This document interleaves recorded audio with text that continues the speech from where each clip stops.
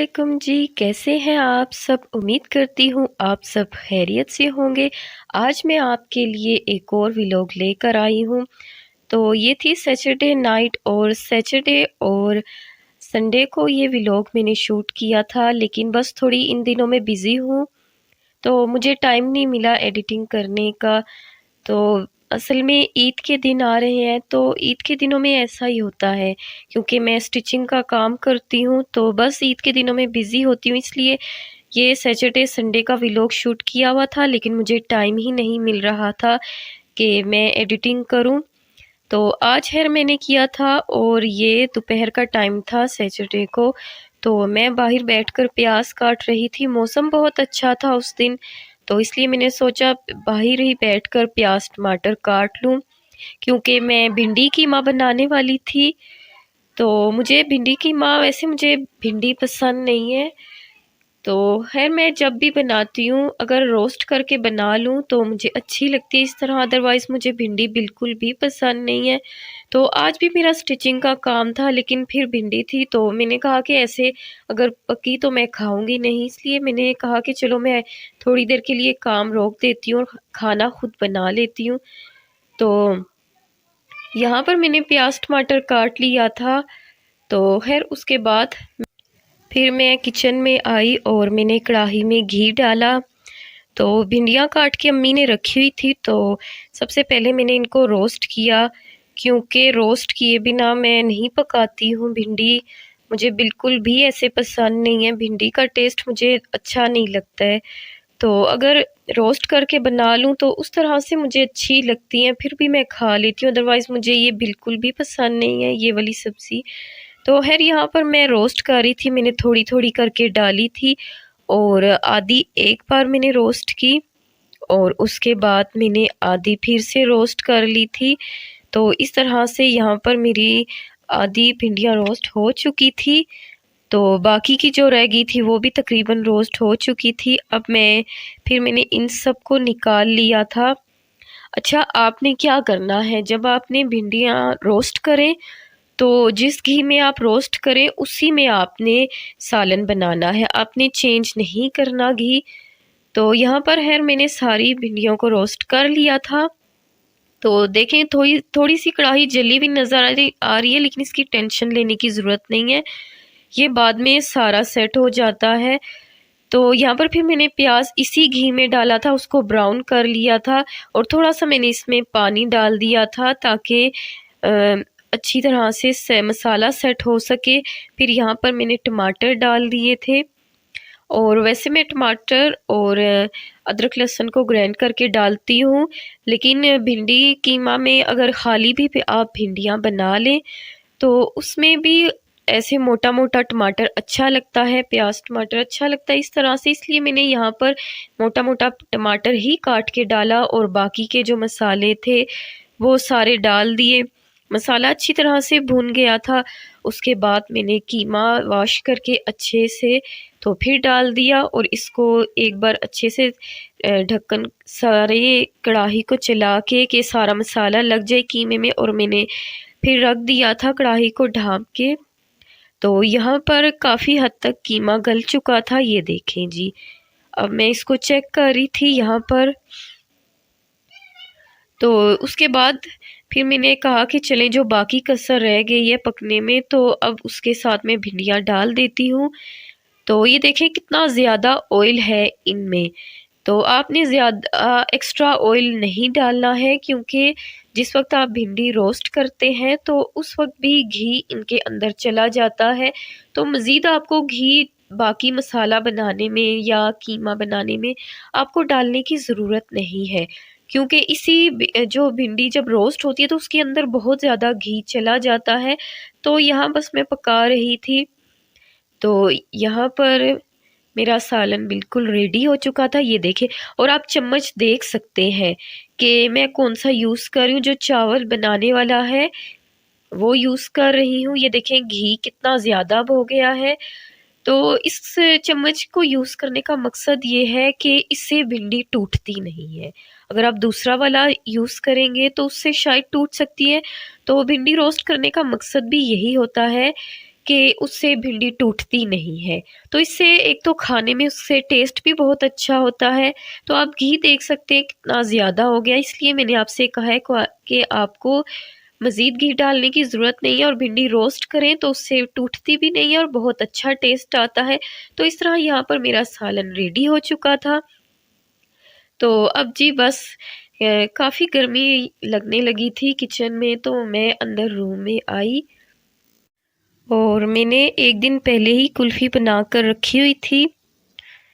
तो बस अक्सर घर में बना कर रखती हूँ, गर्मी है तो कुछ ठंडा खाने का दिल करता है।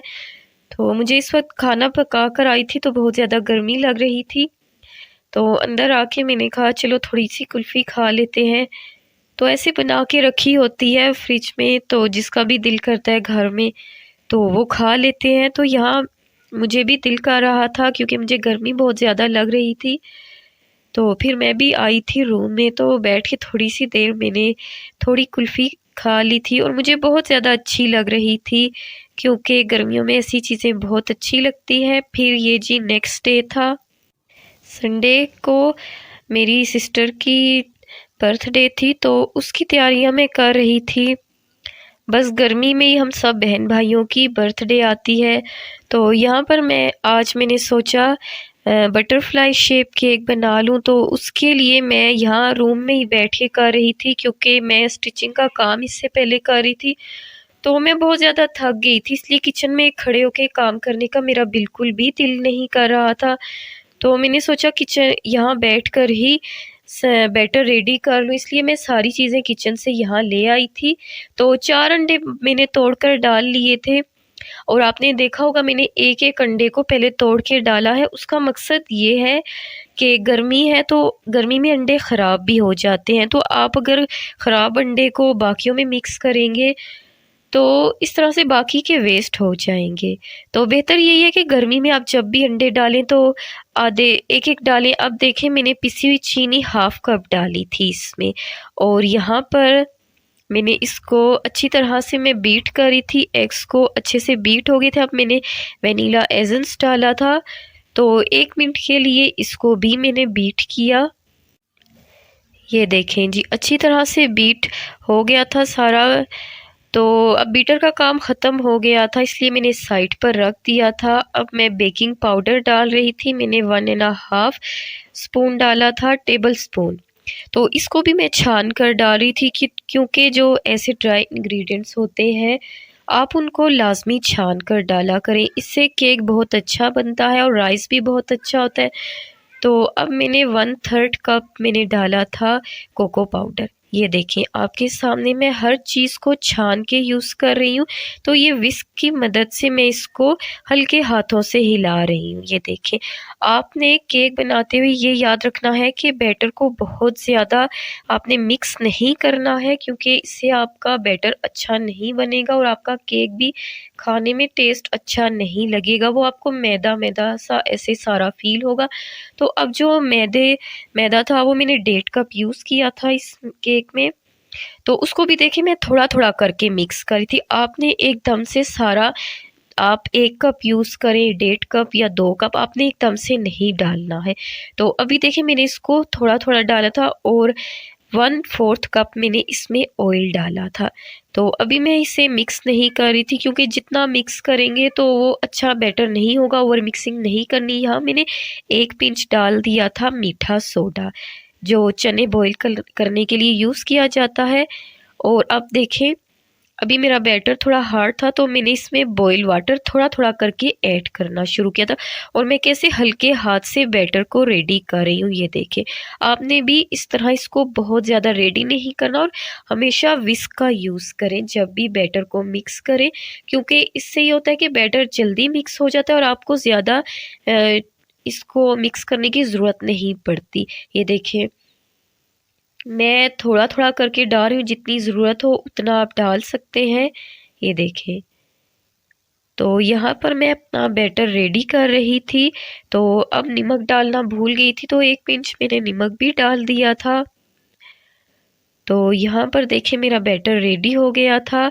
फिर मैंने इसे बेक करने के लिए रख दिया था। आप किसी भी मोल्ड में मैंने राउंड मोल्ड रखा था, तो उसमें मैंने इसे बेक कर लिया था। ये देखिए जी, तो बेक करने का सीन तो मैंने शूट नहीं किया था, लेकिन ये देखें, यहाँ पर मैं आपको बैटर दिखा देती हूँ। ये देखें जी, इस तरह से इसकी कंसिस्टेंसी है। फिर मैंने इसको 45 मिनट या इस तरह से आप कर लें, 35 मिनट्स इस तरह आप रेडी कर लें। इसको बेक करने के लिए रख दें। पतीले में मैंने बेक किया था, लेकिन उसके बाद मैं सीन जब मैं इसकी कटिंग कर रही थी बटरफ्लाई शेप की, तो मुझसे ये इसकी वीडियो शूट नहीं हो सकी। तो मुझे इस चीज़ का बहुत अफसोस था, क्योंकि मैंने इसकी वीडियो अलग से अपलोड करनी थी। तो मैंने कहा चले अच्छा वो सीन नहीं शूट हो सका है, क्योंकि मैं कैमरे को क्लिक करना भूल गई थी।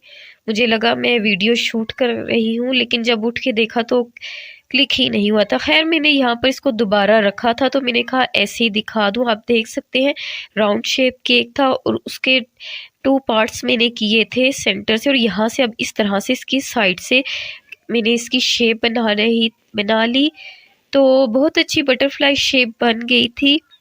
आपको जब भी बटरफ्लाई केक बनाना हो तो आप बस राउंड शेप केक बनाएं, आपने स्क्वायर शेप नहीं बनानी है, यानी कि स्क्वायर मोल्ड नहीं लेना है, राउंड शेप मोल्ड लेना है। और इस तरह से देखें जी, अब मैं इस पे क्रीम लगा रही थी। तो यहाँ पर मैं इस पर पहले टॉप पर इसकी क्रीम सेट कर रही थी, और टॉप पर सेट अच्छे से आपने लगानी है, और अब इसकी साइड्स पर भी अच्छे से लगानी है।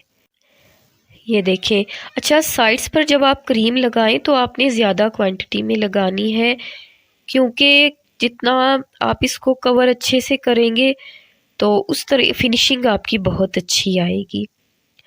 तो ये देखिए, मैंने first time butterfly shape cake बनाया था, तो मैंने एक्सपेक्ट नहीं किया था कि ये इतना अच्छा बनेगा। आगे चल के आपको दिखाऊंगी। तो माशाल्लाह केक बहुत अच्छा बना था।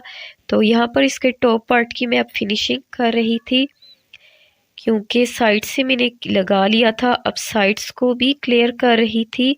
ये देखें जी, इस तरह से आप स्क्रैपर की मदद से कर सकते हैं, या स्पैचुला को यूज़ कर लें, या पैलेट नाइफ यूज़ कर लें। तो ये देखें, इस तरह से मैंने इसकी साइड्स की फिनिशिंग की थी।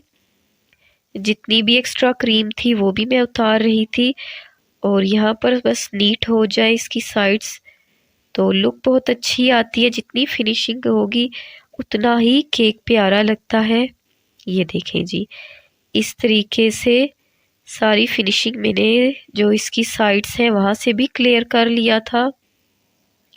तो बस जी, यहाँ से इसकी तकरीबन हो गई थी सेटिंग। तो अब मैंने इसको इस बाद में आधे घंटे के लिए फ्रिज में रख दिया था, क्योंकि जब तक आप इसको क्रीम को सेट करके फ्रिज में आधे घंटे के लिए ना रखें तो आपकी डेकोरेशन अच्छे से नहीं होती, ना ही फिनिशिंग केक में आती है। तो इसलिए जब भी आप केक बनाएं तो उस पर क्रीम लगाकर या क्रम कोटिंग करके तो आधे घंटे के लिए फ्रिज में ज़रूर रखा करें। तो जब तक आधा घंटा हो रहा था तो इतनी देर में मैंने कहा कि इसके जो कलर्स ऐड ऊपर करने हैं बटरफ्लाई में, तो वो कलर मैं रेडी कर लेती हूँ। तो इस तरह से मैंने 3 पार्ट्स में थोड़ी थोड़ी क्रीम डाली थी, और अब मैंने उसमें देखे लिक्विड कलर्स में डाल रही थी, थोड़े थोड़े, ज़्यादा नहीं डालने। तो आप जेल फूड कलर्स भी ले सकते हैं, मेरे पास इस वक्त जेल फूड कलर्स अवेलेबल नहीं थे। तो बस मेरे पास जो लिक्विड कलर्स पड़े हुए थे मैं उन्हीं को यूज़ कर रही थी। यहाँ 3 मैंने कलर्स रेडी किए थे, 4 थे, लेकिन फिर एक येलो कलर था वो मैंने ऐड नहीं किया था। तो बस 3 ही किए थे, मैंने सोचा ये काफ़ी है। तो यहाँ पर मेरे तीनों कलर्स रेडी थे। अच्छा जी, ये देखें 3 कलर्स रेडी हो चुके थे। अब मैं इनको पाइपिंग बैग में फिल कर रही थी। ये देखें, ग्लास में आपने पाइपिंग बैग डालना है और आगे एक नोज़ल भी ऐड कर देनी है। ये देखिए जी, इस तरह से मेरे तीनों कलर्स मैं रेडी कर रही थी पाइपिंग बैग में डालकर, और मेरा केक भी सेट हो चुका था, तो मैंने इसे फ्रिज से भी निकाल दिया था। तो अब बस इसकी फाइनल डेकोरेशन करने वाली थी। तो इस तरह से तीनों कलर्स को मैंने रेडी कर लिया था, लेकिन एक कलर मैंने एक और पाइपिंग बैग रेडी किया था, वो वाइट कलर में था। तो इसलिए वहाँ वो, क्योंकि इसकी जो बॉर्डर लाइन है वो मैंने वाइट लाइन कलर से बनाई थी। ये देखिए, तीनों कलर्स मैंने ऐड कर लिए थे। तो आप कोई भी कलर अपनी मर्ज़ी से ऐड कर सकते हैं बटरफ्लाई में, जो भी आपको अच्छा लगे। तो मुझे अभी ये तीनों सही लग रहे थे, तो मैंने बस 3 ही रखे थे। तो साथ में मैंने थोड़े से चॉकलेट चिप भी रखे थे। तो आगे चल के बताऊँगी कि चॉकलेट चिप मैंने कहाँ यूज़ किए थे। तो यहाँ पर देखें, जो वाइट कलर का पाइपिंग बैग था, उससे मैंने इसकी बॉर्डर लाइन रेडी की थी। ये देखें जी, इस तरीके से आप कोई भी नोज़ल लगा सकते हैं, जो भी आपको पसंद हो। तो तीनों में मैंने अलग अलग नोज़ल लगाई थी। सॉरी, 4 जो पाइपिंग बैग रेडी किए थे, चारों में अलग से नोज़ल्स लगाई थी। तो यहाँ पर मैंने आपको थोड़ा सा बस दिखा दिया था, क्योंकि पूरा कंप्लीट नहीं किया था। ये बॉर्डर लाइन मैंने थोड़ी सी दिखाई थी कि इस तरह से मैंने बनाई थी। ये देखें, यहाँ पर सारी बॉर्डर लाइन रेडी हो गई थी। तो अब इसके कलर्स ऐड करने की बारी थी। तो ये देखें, इस तरह से पहले मैंने डॉट्स बना लिए थे। ये सिंपल नोजल्स नहीं थी, लेकिन पहले मैंने सोचा कोई और डिज़ाइन बनाऊंगी, लेकिन फिर मैंने कहा इस तरह का डिज़ाइन अच्छा लगता है, जस्ट डॉट बना के तो आप उनको इस तरह से स्प्रेड कर दें। ये देखें, तो ये डिज़ाइन बहुत ही अच्छा लग रहा था। कैमरे में लाइट आ रही है दूसरी तरफ से, तो इसलिए आपको क्या पता इतना क्लियर ना नज़र आ रहा हो।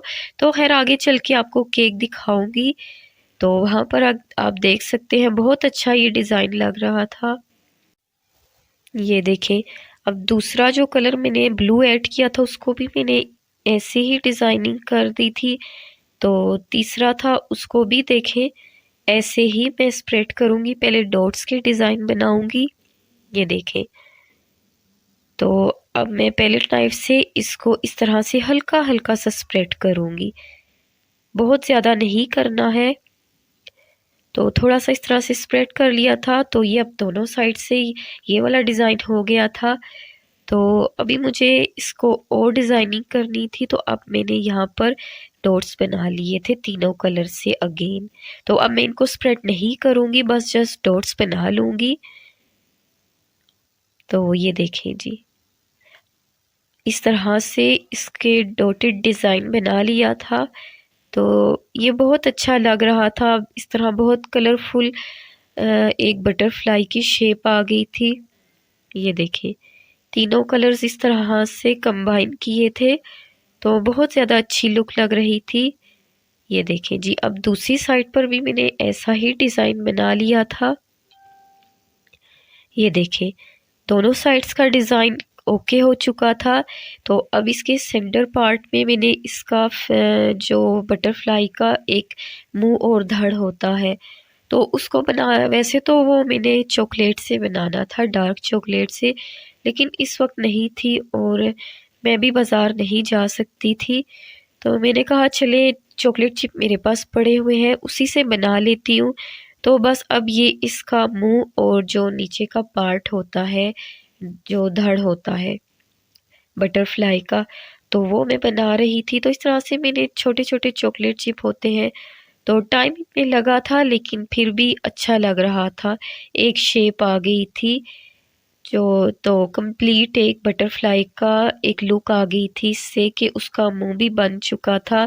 तो आगे चल के दिखाऊंगी। ये देखें, इस तरह से अब सारा रेडी हो गया था। तो यहाँ से बस इसकी मैं थोड़ी सी साइड्स पर और ऐड कर रही थी, ताकि इसकी आँखें और ऊपर से मुंह का हिस्सा क्लियर हो जाए। तो ये देखें जी, ये थे मेरे केक की फाइनल लुक। तो आई होप आपको अच्छा लगा होगा। ये देखें जी, साइड से भी मैं आपको दिखाती हूँ। तो यहाँ पर केक रेडी हो चुका था। तो आई होप आपको ये केक बहुत अच्छा लगा होगा। तो इंशाल्लाह एक इसकी प्रॉपर रेसिपी भी दूंगी। तो केक बनाने के बाद फिर मैं चाट बना रही थी, क्योंकि चाट के बिना तो बर्थडे अच्छी नहीं लगती। तो यहाँ पर है मैंने सारी चीज़ें बॉईल कर ली थी, तो मसाले डाल रही थी। शान का मैंने चाट मसाला, सॉरी नेशनल का यूज़ किया था चाट मसाला, क्योंकि मुझे नेशनल का ही अच्छा लगता है और हमारे घर में भी सबको पसंद है। तो बस थकी हुई थी, इसलिए किचन में खड़े होने का दिल नहीं कर रहा था, तो रूम में ही बैठ के बस बाकी का काम कर रही थी। तो यहाँ पर देखें, अब सारा मैंने दही ऐड कर लिया था। हमारे घर में ऐसी ही चाट सबको अच्छी लगती है। तो दही, बूंदी और चने, प्याज सब कुछ मैंने ऐड कर लिया था। तो यहाँ पर चाट रेडी हो चुकी थी। तो बस मैं यहाँ पर टेस्ट कर रही थी। तो बहुत अच्छी चाट बनी थी। मेरी सिस्टर की फ्रेंड भी आई थी, तो उनको भी बहुत अच्छी लगी थी। तो ये देखें जी, बस ये एंड था। तो उसके बाद हमने सेलिब्रेशन की थी। तो बस ये था जी आज का व्लॉग। तो आई होप आपको अच्छा लगा होगा। तो लाइक, कमेंट और शेयर ज़रूर करें। अल्लाह हाफिज़।